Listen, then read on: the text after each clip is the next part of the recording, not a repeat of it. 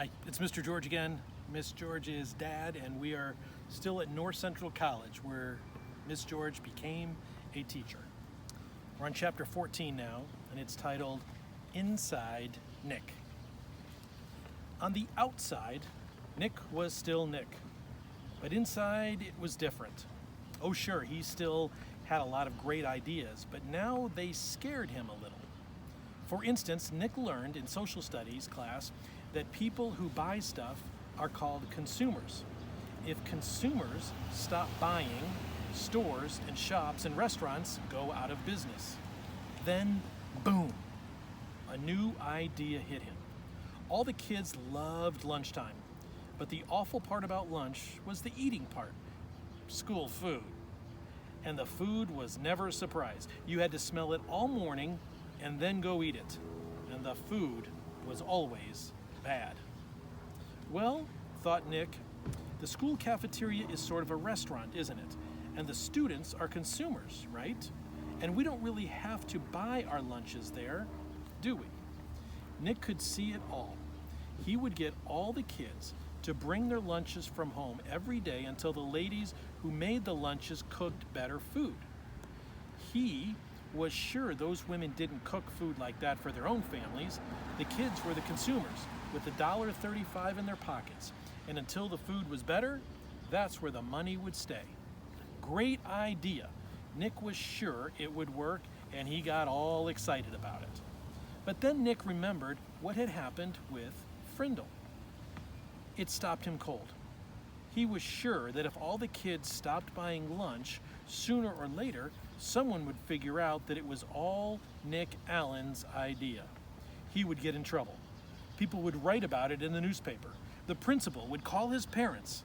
Anything could happen. So for the first time in his life, Nick kept a good idea to himself. He never even told John or Chris. And that changed Nick. His mom was the first to notice. "Are things okay at school, honey?" she asked one day in early March. He had seemed kind of down, a little sad. It worried her. "Sure," said Nick. "Everything's fine. Everything's okay with your friends? They haven't been hanging around here very much." "Mom, honest, everything's fine. It's winter. Everyone's really busy with hockey and basketball, that's all." And Nick went to his room and shut the door. Mrs. Granger noticed the change too. The clever little rascal who had looked her in the eye and said, "But I really didn't have a Frindle with me." That boy wasn't in her class anymore. Now, a quieter, more careful Nicholas Allen came into class every day. He did all his work perfectly, didn't speak unless she called on him, and didn't laugh and joke with his friends like he used to. School would be over in a few months, and it seemed like there was nothing she could do to help him. Toward the end of the year, Nick remembered the letter that Mrs. Granger had asked him to sign on the back when the Frindle business was just getting started. The chess game was over, so he was expecting to get that letter from Mrs. Granger any day. But all spring it didn't come, so he thought she must have forgotten about it. Nick was afraid to bring it up again, but he was dying of curiosity. So on the last day of school, Nick knocked on Mrs. Granger's classroom door. She was straightening up the textbooks on the bookcases below the windows. Without turning around, she sang out, "Come in!" Nick said, "Hi, Mrs. Granger." Mrs. Granger stood up, turned to face him. "Oh, boy, oh, it's you, Nicholas. I'm so glad you stopped by. I've been meaning to talk to you, and this will save me having to send you a letter this summer." Nick gulped and said, "That's what I came for, the letter." Mrs. Granger looked puzzled for half a second and then said, "Oh, that letter." Then she paused. "You will recall, Nicholas, that I said I would send you that letter when all this was over. And it's not over." "It's not?" Nick tilted his head to one side and asked, "When will it be over?" Mrs. Granger smiled and said, "Oh, believe me, Nicholas, you'll know when it's over. I wanted to talk to you about something else." She walked across the room and stood about 2 feet from him. Nick had grown during the year, and their eyes were almost on the same level. Nick noticed that the eyes were softer, but just as powerful. "I've noticed that you've been very quiet for the last few months. You know, Nicholas, you didn't do anything wrong this year. I know a lot of things that happened, and a lot of things were said, and you must have had some difficult days here and there. But your idea was a good idea, and I have been very proud of the way you behaved, most of the time." Nick was embarrassed, but Mrs. Granger kept on talking. "And Nicholas, you have great things to do in your life. I'm absolutely sure you do. And you mustn't let a few hard days trick you into clamming up." Then Mrs. Granger reached out and shook Nick's hand and looked him in the face. Her eyes were turned up brighter than Nick's had ever seen them before.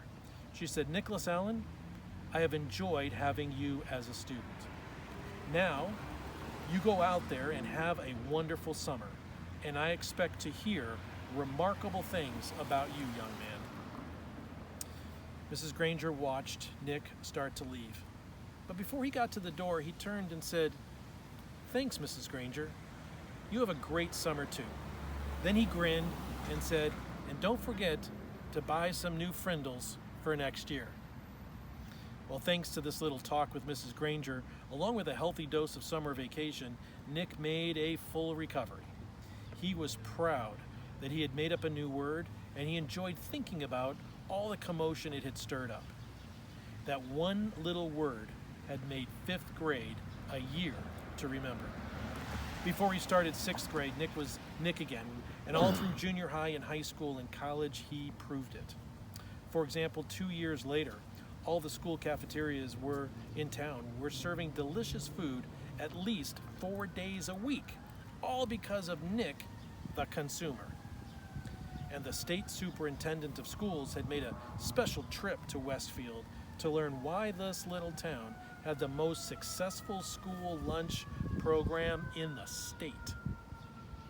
And in high school, well, the stories about Nick's other adventures could go on and on and on. But that would delay the end of the story, the one that Nick started when he was in the 5th grade. Because of the end of the story came later, 10 years later. And what was happening to Nick's word during those 10 years? Nothing fancy, words, nothing exciting. Words don't work that way. Words either get used or they don't. And Frindle was being used more and more. It was becoming a real word. One other person I want to introduce you to. This is Emily's little puppy dog. This is Shula. Shula's named after Don Shula, one of the most famous head coaches in the NFL ever of the Miami Dolphins. Shula, say hello to the kids. Say hello to the kids.